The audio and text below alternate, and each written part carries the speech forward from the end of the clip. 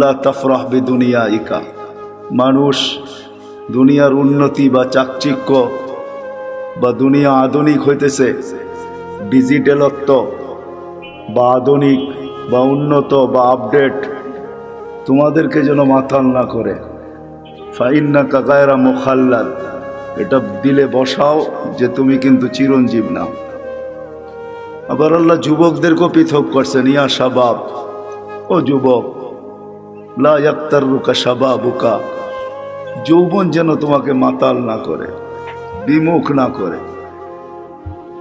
কাম মিন শাব সাবাকাকা ইলাল মউত, আল্লাহ লজিকও দিছেন, যুক্তিও দিছেন যে কত যুবককেই তো আমি যৌবন অবস্থায় কবরের কোলে শোয়ায় দিছি। এটাই কিন্তু চিরসত্য। আমাদের সবাই উপস্থিত যদি এখনো আমরা দুনিয়াতে বা প্রত্যেকেই একটা পজিশন নিয়ে চলি, কিন্তু একটা দিন অচিরেই আসবে যে আমরা কেউ দুনিয়াতে থাকবো না। যদিও আজকে বিরাজমান কথা, কিন্তু আমার ঠান্ডা ঠান্ডাই হবে, সুর টুর হবে না। ধ্যান দিয়ে শুনলে হয়তো বুঝে আসতে পারে, দিলে গাঁথতে পারে। আমরা কেউ থাকবো না, শূন্য দুনিয়া আল্লাহ শূন্য করবে, এটাই আল্লাহর সিস্টেম। এই জন্য প্রতিদিন কিন্তু আল্লাহ আমাদেরকে আপডেট দেখায়।